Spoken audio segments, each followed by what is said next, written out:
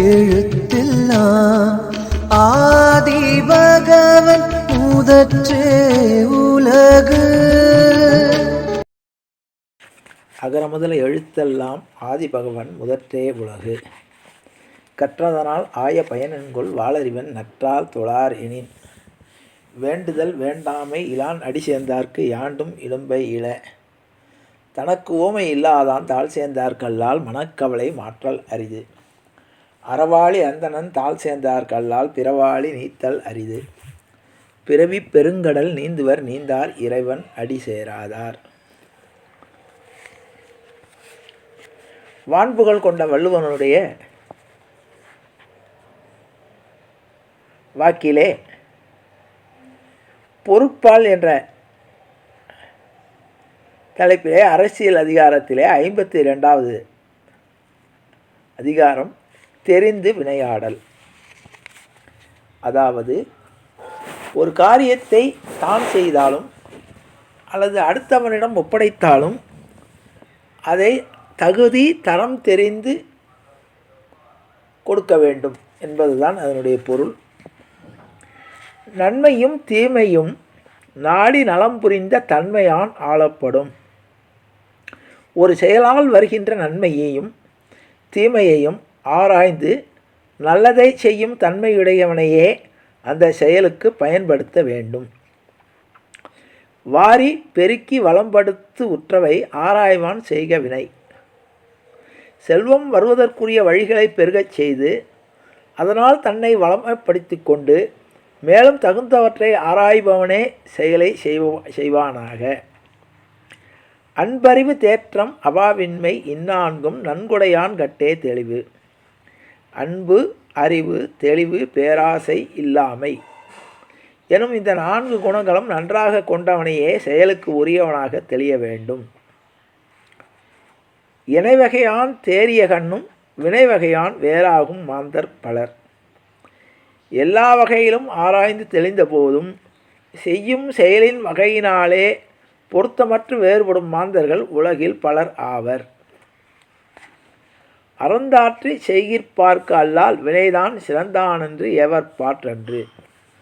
செய்யும் செயலை பற்றி நன்றாக அறிந்து இடையில் வரும் துன்பங்களை தாங்கி செய்பவனை அல்லாமல் இவன் சிறந்தவன்று யாருக்கும் வேலை தரக்கூடாது. செய்வானை நாடி வினை நாடி காலத்தோடு எய்த உணர்ந்து செயல். செய்பவனை பற்றி நன்கு ஆராய்ந்து செய்யும் செயலையும் ஆராய்ந்து செய்ய தகுந்த காலத்தோடு பொருந்தவே செயலை செய்ய வேண்டும். இதனால் இவன் முடிக்கும் என்றாய்ந்து அதனை அவன் கண் விடல். இது அருமையான குறள். இதனால் இவன் முடிக்கும் என்றாய்ந்து அதனை அவன் கண் விடல். இந்த செயலை இன்ன காரணத்தால் இவன் செய்து முடிப்பான் என்று ஆராய்ந்து அந்த செயலை அவனிடமே செய்யுமாறு விடுதல் வேண்டும். வினைக்குரிமை நாடி பின்றை அவனை அதற்குரியனாகச் செயல். இந்த வேலைக்கு தகுந்தவன் இவன் என்று ஆராய்ந்து கண்ட பின்னால் அவனையே அந்த வேலைக்கு உரியவனாக செய்ய வேண்டும். வினைக்கண் வினையுடையான் கேண்மை வேறாக நினைப்பானை நீங்கும் திரு. எப்போதும் தன் தொழிலிலே முயற்சி உடையவனது நட்பினை பாராட்டாமல் வேறாக நினைப்பவனை விட்டு செல்வம் தானாக நீங்கிவிடும். நாடோறும் நாடுக மன்னன் வினை செய்வான் கோடாமை கோடாதுலகு. தொழிலை செய்பவன் தன் கடமையை கோணாமல் செய்வானானால் உலகமும் கோணாது. ஆனால் மன்னன் நாள்தோறும் அத்தன்மையவனையே செயலில் வைப்பானாக. இது இந்த குறளுடைய பொருத்தம் என்பது 2 வகைப்படும். இது அரசியல்ங்கிறதுனால மன்னனுக்கு அறிவுரை. நான் ஏற்கனவே சொன்னது பார்த்தான். ஒரு அரசியல் என்பது ஒரு நாடை ஆள்பவன் மன்னன். அதே மாதிரி ஒரு குடும்பத்தை ஆள்பவன் தலைவன். அதனால் ஒரு தலைவனுக்குரிய லட்சணமாக இதை சொல்கிறார்கள் வள்ளுவப் பெருந்தகை. நாடாளும் மன்னன் பொறுப்பை யாரிடம் கொடுக்க வேண்டும்? தெரிந்து வினையாடல், தெளிந்து வினையாடல். எவனிடம் இதை ஒப்புவித்தால் சரியாக செய்வான்னு ஆராய்ந்து அவனிடம் ஒப்படைக்க வேண்டும். அதே மாதிரி தொழில் செய்பவனுக்கு அல்லது ஒரு ஒரு ஒரு நிர்வாகத்துடைய தலைவன் அவன் எப்படி இருக்க வேண்டும். அடுத்தது குடும்பத் தலைவன். இது மூணும், குடும்பம், நிர்வாகம், அதாவது தொழில் நிர்வாகம், அடுத்தது அரசாட்சி. இது மூணுமே தலைமை பொறுப்பில் உள்ளது தான். இதுக்கு ராமாயணத்தில் உதாரணம் இருக்கானா? இருக்குது. ராமாயணத்தில் 2 பேருக்கு கஷ்டம் வருது. 2 பேருக்கு கிட்டத்தட்ட ஒரே மாதிரி கஷ்டம் வருது. ஒன்று சுக்ரீவன், இன்னொன்று ராமன். 2 பேரும் ஒரே மாதிரியான துன்பத்தை அனுபவிப்பவர்கள். சுக்ரீவனுடைய மனைவியை அவருடைய சகோதரனாகிய வாலி அபகரித்து கொண்டு அவனை அடித்து விரட்டிட்டான். இது தெரியும் கதை. அதுமாதிரி ராமனுடைய மனைவியை ராவணன் அபகரித்து கொண்டு இலங்கையில் சிறை வைத்துட்டான். முதல்ல இவர்கள் 2 பேருமே யாரை தனக்கு துணையாக ஏற்றுக்கொண்டார், யார் யார் யார் யார் மூலமாக தன்னுடைய துன்பத்தை தீர்த்து கொண்டார்கள் என்றால் 2 பேருக்குமே ஆஞ்சநேய பெருமான் தான், அனுமன் தான்.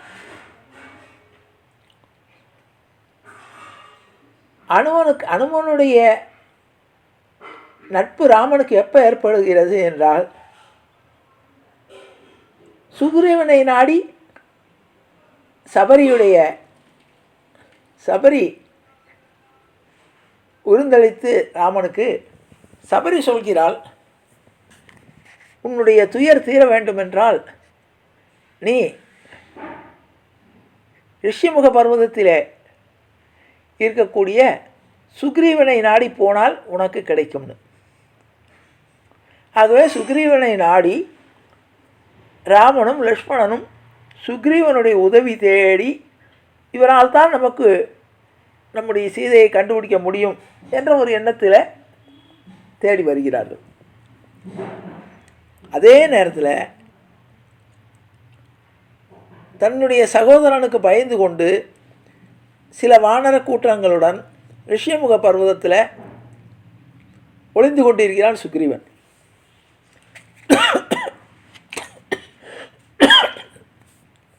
சுக்ரீவனுக்கு துணையாக ஆஞ்சநேயர் மதிநுட்பமான மந்திரி இருக்கார்.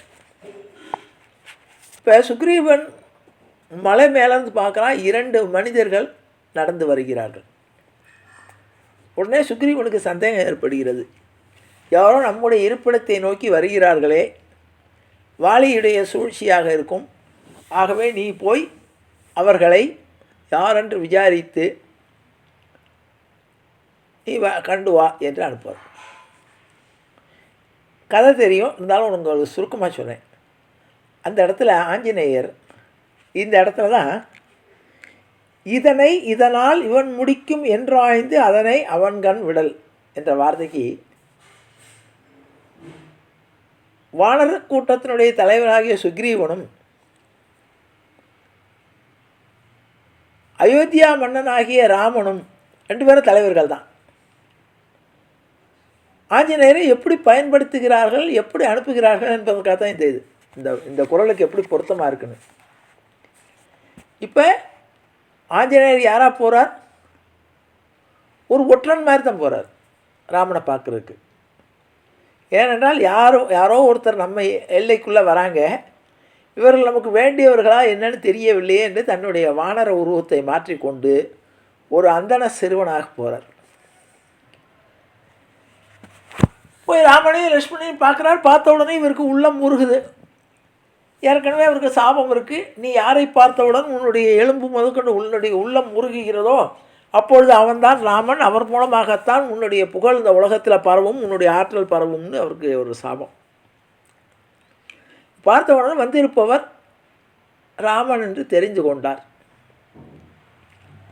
ஆனால் இருக்கிற வேஷம் ஒரு அந்தன சிறுவனாக வேஷம் போட்டிருக்கார். அப்போ ராமன் கேட்குறான், நீ யாருன்னு கேட்குறான்.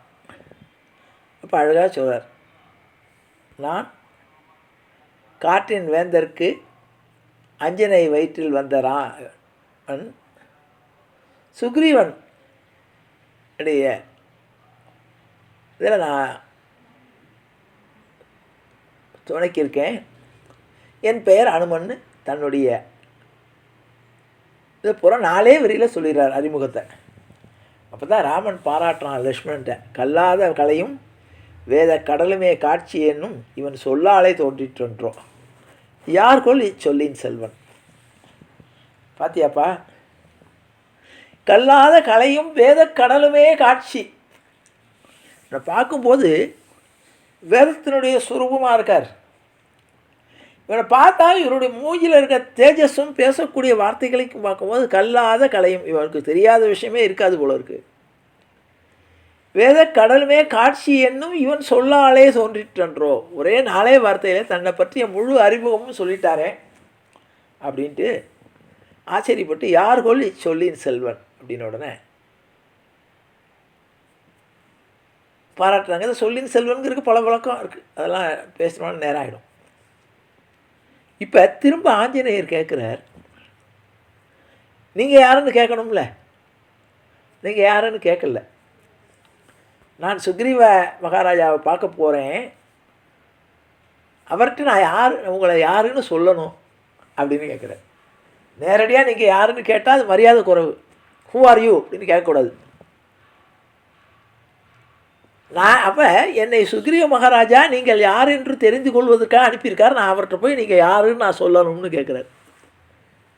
அப்போ அழகாக ராமன் தன்னை பற்றி சொல்கிறார், தன்னுடைய கதையெல்லாம் உன்னே கொண்டு போய் அங்கே அறிமுகப்படுத்தி வைக்கிறார்.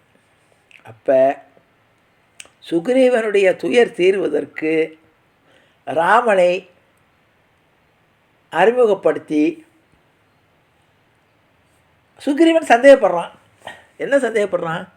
இவர்கள் சாதாரண மனிதர்களாக இருக்கிறார்களே, வாலி பலம் பொருந்தியவனாயிற்றே, இவனை வாலியை எப்படி இவர்கள் கொள்வார்கள் என்று கேட்கும்போது அப்போ ஆஞ்சநேயர் தான் சொல்கிறார், இல்லை நான் பார்த்த வரைக்கும் இவர்கள் சாதாரண மனிதர்கள் அல்ல. மூலமும் நடுவும் இல்லதோர் மும்மைத்தாய காலமும் கணக்கும் நீத்த காரணன் கைவில் ஏந்தி தூளமும் திகிரி சங்கும் துறந்து இங்கே அயோத்தி வந்தான். இவர்கள் வரும்போது என்னுடைய பார்வையில் நான் பார்க்கும்போது மேலே கருடன் வட்டமிட்டது, இவர்கள் மேலே வெயில் படாமல். கீழே இந்த ராமலட்சுமணர்கள் நடக்கும்போது அவர்களுடைய காலில் பாதம் பட்டு கல்லெல்லாம் பூவாக மலர்ந்தது. அதனால் இவர்கள் தெய்வாம்சம் பொருந்தியவர்கள், அதனால் நீ சந்தேகப்படாதுன்னு சொல்லி, ஆக சுக்ரீவன் சரியான ஆளை தேர்ந்தெடுத்ததனால் ராமனுடைய அறிமுகம் கிடைத்தது. கதையெல்லாம் வேண்டாம், நமக்கு தெரியும். ராமன் ஒவ்வொரு பகுதிக்கும் ஆள் அனுப்பிட்டான். வானரப்படைகள் போயிடுது. தென் திசையில் இலங்கையை அதை கடலை தாண்டி தான் இலங்கை இருக்குது. அந்த கடலை தாண்டி போகக்கூடிய சக்தி யாருக்கு இருக்குதுன்னு ஒரு ஆலோசனை நடத்துகிறான். அப்போ நலன் நீலன் எல்லாரும் சொல்கிறார்கள், என்னால் முடியும், நான் முடியும், அப்படின்னே நீ போயிடுவேன்னு. அப்போ ஜாம்பவான் சொல்லார், இது அடக்கமாக இருக்கானே ஆஞ்சநேயர், ஒன்றுமே தெரியாத மாதிரி, அவனுடைய ஆற்றல் அவனுக்கு தெரியாது, அவர் தான் இதற்கு பொருத்தமானவர்கள். ராமர் ஆஞ்சநேயர்கிட்ட கூப்பிட்டு, நீ தான்ப்பா எனக்கு அங்கே போகணும்னால ராமநாமத்தை சொல்கிறான். கடலை தாண்டார், போனார், தூது போயிட்டு வந்தார். அப்போ அந்த இலங்கைக்கு போக வேண்டிய, தென் திசைக்கு போக வேண்டிய பொறுப்பை அனுமனிடம் ஒப்படைத்தார்கள். வெற்றிகரமாக போயிட்டு தூதனுக்குரிய லட்சணத்தோடு போய்விட்டு சீதையை பார்த்து அடையாளமெல்லாம் வாங்கி கொண்டு, அதில் ரொம்ப வேடிக்கையான விஷயம் என்னன்னு கேட்டால், அதை பார்த்துட்டு வந்ததை கூட ராமன்ட்ட சொல்லும்போது அழகாக சொல்லுவாங்க, கண்டனன் கற்பினுக்கு அணியை கண்களால் கண்டனன். 3 வார்த்தை. கண்டனன், நான் பார்த்துட்டேன்னா, சரி பார்த்துருக்கலாம், எப்படி கோலத்தில் இருக்கான்னு எப்படி சொல்லலாம். கற்பினுக்கு அணியை, அதாவது எந்த வகையான பங்கம் ஏற்படாமல் தன்னுடைய கற்பை காப்பாற்றி கொண்டிருக்கிறாள். அடுத்தது கண்களால் கண்டனன்னா, கண்களால்னா என்ன அர்த்தம்னா 2 அர்த்தம். ஒன்று இவனுடைய கண்ணால் கண்டான், இன்னொன்று அவளுடைய கண்ணினால் கண்டான். ஒருவருடைய கண்கள் வந்து பேசும். ஒரு ஒரு போலீஸ்காரர் போனார்னா ஒரு திருடனை அவனுடைய பார்வையிலே கண்டுபிடிச்சு விடுவார். அது தனியாக விசாரிக்கவே வேணாம், அதை பார்க்குற பார்வையிலே இதை சந்தேகப்பட்டாவே தெரியும். அந்த பார்வைக்கு ஒரு சிறப்பு உண்டு. இதை சொல்லும்போது நான் சொல்லாமல் இருக்க முடியவில்லை. திரைப்படங்களில் பார்த்தோம்னா நடிகர் திலகம் சிவாஜி கணேசனுடைய பார்வை இருக்கே, அந்த கண்ணு பேசும். அவர் நடிக்கவே வேண்டாம். ஒரு கனிவான பார்வை பார்க்கணும்னாலும் அந்த கண்ணிலேயே காட்டிடுவார். வாயை திறந்து பேச மாட்டார். கோபம்னாலும் அந்த கண்களிலேயே தெரியும். நவரசமாக அவருடைய கண்ணிலேயே தெரியும். இப்போ அந்த கண்களினால் கண்டேன்னு ஆஞ்சநேயர் சொல்கிறதுக்கு என்ன அர்த்தம்னு கேட்டால், சீதையுடைய கண்கள் பேசின அனுமன்ட்ட. வாயினால் பேசினதை விட என்ன பேசினா, அவள் அந்த இடத்துல ஒரு பயத்தோடு, ராட்சஸர்கள் நடுவே பயத்தோடு இருக்கா. ஆனால் மனதில் உறுதியோடு இருக்கா, ராமன் வந்து காப்பாற்றுவான்னு. அந்த அவளுடைய கண் பார்வையிலேயே அவளுடைய கற்பினுடைய நிலையை தெரிஞ்சுக்கிறான். அதான் கண்டனன் கற்பினுக்கு அணியை கண்களால் கண்டனன்னா, அவளுடைய கண் பார்வையிலேயே அவளுடைய கற்பினை நான் எடை போட்டு விட்டேன். இன்னும் நல்லா இருக்கா, எந்த வகையான பங்கம் இல்லாமல். உடல் அளவில் சோகமாக இருந்தாலும் மனதளவில் சோகமாக இருந்தாலும் மனதில் ஒரு வைராக்கியத்தோடு இருக்கிறாள். அதை சொல்லும்போது சொல்லுவான், விற்பெரும் தளர்ந்தோல் வீர வீங்கு நீர் இலங்கை வெற்பில் நற்பெரும் தவத்தலாய நங்கையை கண்டேன் அல்லேன். இப்பிறப்பு என்பதொன்றும் இரும்புறை என்பதொன்றும் கற்பென்னும் பேரதொன்றும் கலியனடம் புரிய கண்டேன். நீ ராமாயணத்தில் அப்படியே போ. அதான் இந்த இடத்துல அதுக்காக சொல்கிறார். ஒரு அரசன் என்ன பண்ணணும்னா, வருவாயை பெருக்கி அதற்கு தகுந்த போல் செல்வம் வருவதற்குரிய வழிகளை பெருகச் செய்து அதனால் தன்னை வளப்படுத்தி கொண்டு மேலும் தகுந்தவற்றை ஆராய்பவனே செயலை செய்வானாக. இது தலைவனாகட்டும், குடும்பத் தலைவனாகட்டும், அல்லது வியாபாரத்தில் ஒரு வியாபாரியாகட்டும், எப்படி வருமானத்தை பெருக்கிக் கொள்ள வேண்டும், அதை எப்படி சீராக செலவு பண்ணணும், இதெல்லாம் தெரிஞ்சு கொள்வன் நல்லா இருப்பான்னு. அடுத்தது, எப்போதும் தன் தொழிலிலே முயற்சி உடையவனது நட்பினை பாராட்டாமல் வேறாக நினைப்பவனை விட்டு செல்வம் தானாக நீங்கிவிடும். ஒரு தொழில் செய்பவனாகட்டும், அவன் தன்னுடைய தொழிலை எப்படி விருத்தி பண்ணணும்னு அதில் கவனம் செலுத்தாமல் மற்ற விஷயங்களில் அவனுடைய கவனம் சிதறினால் செல்வம் அவனை விட்டு விலகிவிடும். இன்னொன்று, தொழிலை செய்பவன் தன் கடமையை கோணாமல் செய்வானால் உலகம் கோணாது. உலகமே எப்படி இருக்கும்னு கேட்டால், நாடு வந்து ஒரு நாடு பொருளாதாரத்தில் வளமாக இருக்குன்னா தொழில் செய்பவர்கள் தன்னுடைய தொழிலிலே எந்த வகையான ஒரு கோணாமல்னா தர்மம் தவறாமல் அதை திறம்பட செய்தால், உலகம்ங்கிற சொல்கிறது ஒரு நாடுன்னு வச்சுக்கோமே, அந்த நாடானது பொருளாதாரத்தில் வளமாகவும் செழிப்பாகவும் இருக்கும். அப்போ 3 நிலையில் தெளிந்து விளையாடலில் சொல்கிறார். ஒன்று, குடும்பத்தில் உள்ளவர்கள் யாரிடம் எந்த பொறுப்பை ஒப்படைக்கணுமோ அப்படி பிடிக்கணும். ஒரு செலவு பண்ணுறவன்கிட்ட போய் ஒரு குடும்பத்து பட்ஜெட்டை கொடுத்தா, அவன் ஊதாரிகிட்ட கொடுத்தா, அவன் கண்ணாப்பினா ஆடம்பரமாக செலவு செய்து குடும்பத்தை நடுத்தெருவில் நிறுத்திடுவான். அப்போ எதனை எவன் கண் விடல், இவனிடம் இதை ஒப்படைத்தால் இவன் நன்றாக செய்வான்னு முதல்ல அந்த திறமை தலைவனுக்கு இருக்கணும். குடும்பத் தலைவனாக இருந்தாலும் சரி, நாடு ஆள்பவனாக இருந்தாலும் சரி, ஒரு தொழில் செய்பவனாக இருந்தாலும் சரி, அது முக்கியம். அடுத்தது, தலைவனாக இருக்கிறவன் பொருளாதாரத்தை நன்றாக பராமரிக்கணும்னா வரவை பெருக்குவதற்குரிய வழியையும் செலவை சுருக்குவதற்குண்டான வழியையும் ஆராய்ந்து செயல்பட வேண்டும்.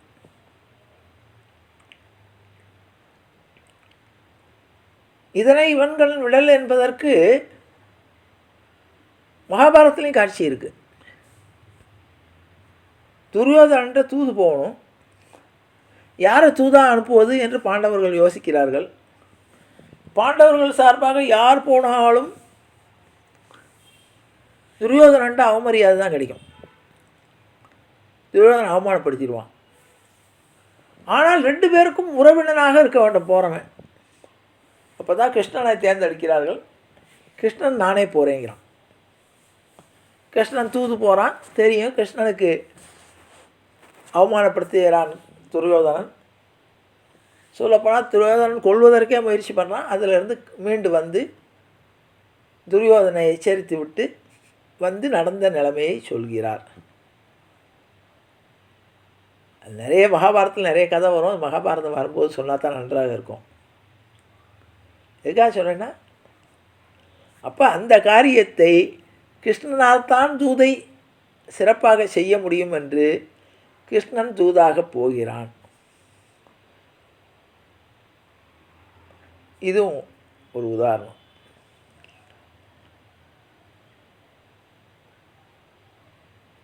நலபுராணத்தில் நலன் தமயந்திக்கு தூதாக ஒரு அன்னப்பறவை போகும். அன்னப்பறவை போய் அது 2 பேருக்கும் காதலை வளர்த்து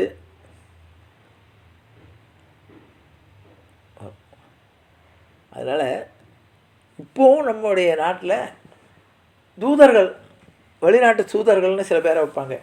அந்த தூதர்கள் ரொம்ப கெட்டிக்காரத்தனமாக இருந்தால் தான் அந்த உறவு 2 நாட்டினுடைய உறவு பலப்படும். இந்த தூதர்கள் ஒரு சண்டை வரக்கூடிய சூழ்நிலையை கூட வெளிநாட்டு தூதர்கள் தடுத்து நாட்டுக்கு ஒற்றுமையை ஏற்படுத்திடுவாங்க. அதே நேரத்தில் தூதர்கள் சரியான ஆளாக அந்த பதவியில் அமர்த்தாவிட்டால் நட்பு நாடு கூட பகை நாடாயிடும். அதனால தான் இப்போது ஏதாவது ஒரு பிரச்சனை வந்ததுன்னா வெளிநாட்டு அந்த தூதரகத்தில் இருக்கக்கூடிய தூதரை கூப்பிட்டு சொல்லுவாங்க, உங்கள் இந்தியா செய்கிறது சரியில்லை, இல்லாட்டி கனடா இவர் பேசுகிறது சரியில்லை, திருத்திக்கொள்ள சொல்லுங்கள், நம்ம உறவு கெட்டு போயிடுவோம். அதனால தான் தலைமை பதவியில் இருக்கக்கூடிய அரசு தலைமை பதவியில் இருக்கிறவர்கள் ஆட்களை தகுதியான இடத்துல நியமிக்கணும். அதுதான் இதனை இவன் கண் அறிந்து இவன் கண் விடல். இவனிடம் இந்த பொறுப்பை கொடுத்தா செம்மையாக செய்வான் என்று தெளிந்து வினையாடல் என்ற தலைப்பிலே வள்ளுவ பெருந்தகை தலைவனுக்குரிய லட்சணமாக தகுதியாக விளக்குகிறார் என்று கூறி நினைக்கிறேன். ஜானகி காந்தஸ்மரணே ஜெய் ஜெய ராமராம். சத்குரு மகாராஜ் கி ஜெய். ஆஞ்சநேய மூர்த்தி கி ஜெய். அறியாத பிள்ளைகளோம் அன்பினால் உந்தன்னை சிறுபேர் அழைத்தனம் சீறி அருளாதே இறைவா நீதாராய் பறையலோரம் போவாய் எற்றைக்கும் ஏழைகள் பிறவிக்கும் உந்தன்னோடு உற்றோமேயாவும் உனக்கே நாம் ஆட்சேவும் மற்றையினம் காமங்கள் மாற்றியலோரம் பாவாய் செங்கன் திருமுகத்து செல்வத் திருமாலால் எங்கும் திருவருகற்று நின்புருவரம் பாவாய். ஹரே ராம ராம ராம ஹரே ஹரே ஹரே கிருஷ்ண கிருஷ்ண கிருஷ்ண ஹரே ஹரே கோவிந்த ராம சங்கீர்த்தனம் கோவிந்தா ஹரி கோவிந்தா.